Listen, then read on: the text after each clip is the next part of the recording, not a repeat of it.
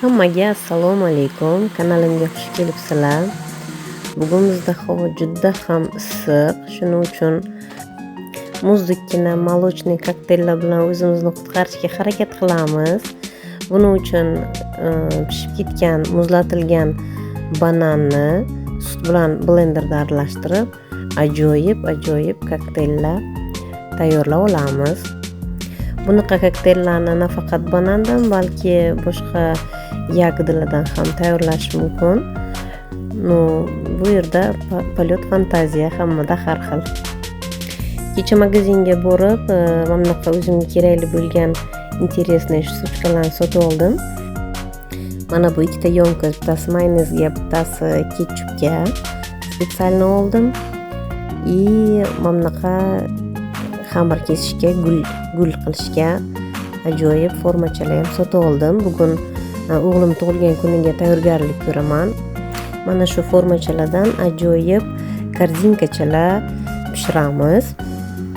Korzinkachamni xamiri pisochniy, og'izda eriydigan xamir. Nachinkasi любая начинка bo'lishi mumkin. Xohlasangiz shirin, xohlasangiz go'shtlik, sirlik vkusingizga qarab любой nachinkani solishingiz mumkin. Qolipimizga mana bunaqa teskari usulda xamirlarimizni qo'yib, korzinkacha holga keltirib olamiz. 180 gradusga qizdirilgan duxovkaga 10-15 minutga yuboramiz.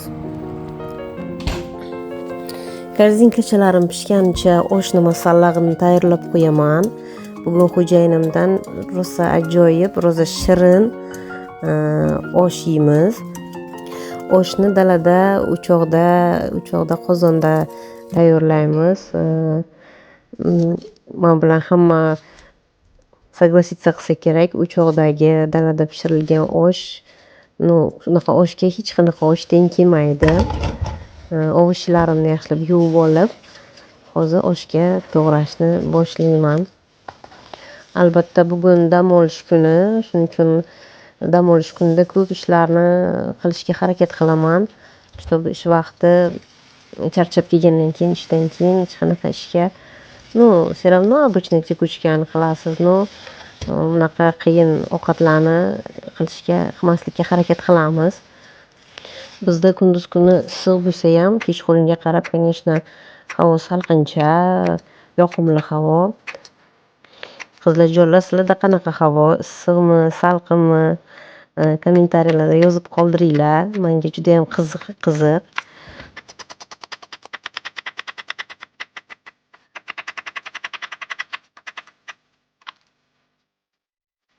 Oshimni masalliqlarini tayyor qilib bo'ldim.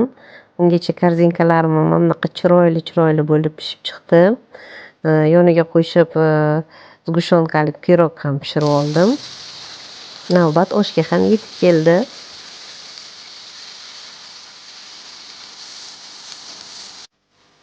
Qizlarjonlar, sizlarda ham shunaqa urf-odat bormi? Qo'shnilarga tarqatish.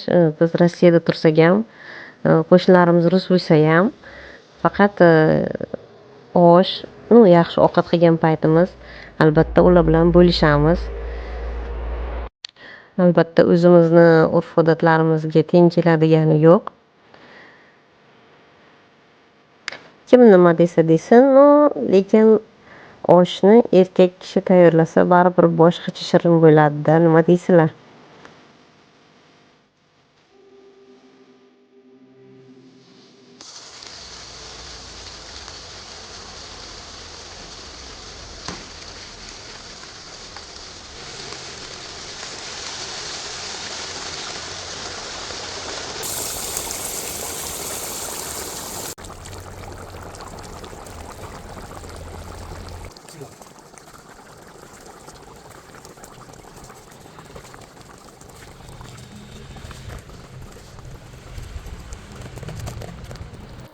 Go'shtimiz pishgancha sizlarni o'zimni ogorodimga, teplitsamga aylantirib kelaman. Mana bunaqa ogurchiklarim, bodrinchalarim o'syapti katta. Xudo xohlasa, hosilim yaxshi bersa, Alloh xohlasa, bo'nka ham yopmoqchiman.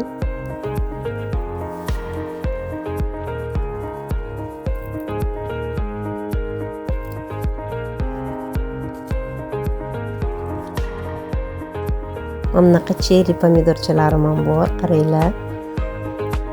Rosa chiroyli pomidorchalar.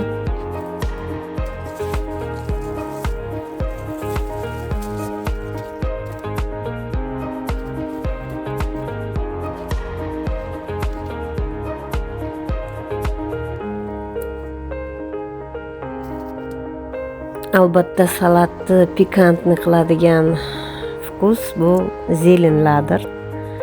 Bugun menda ukrop.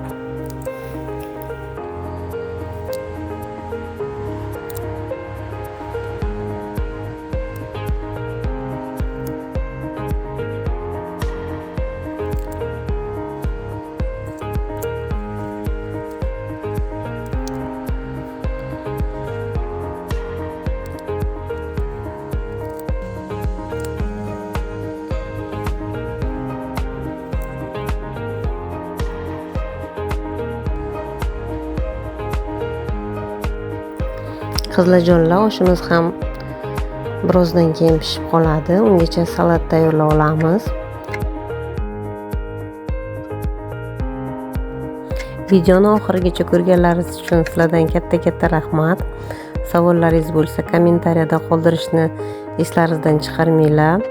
Videoni like bosib qo'llab-quvvatlashni ham eslaringizdan chiqarmanglar.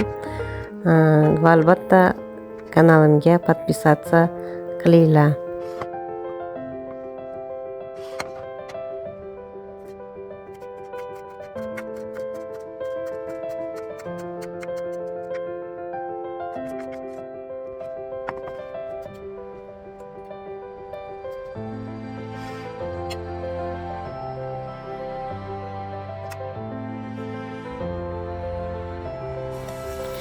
Mana yozgi salatim ham tayyor, oshimiz ham tayyor.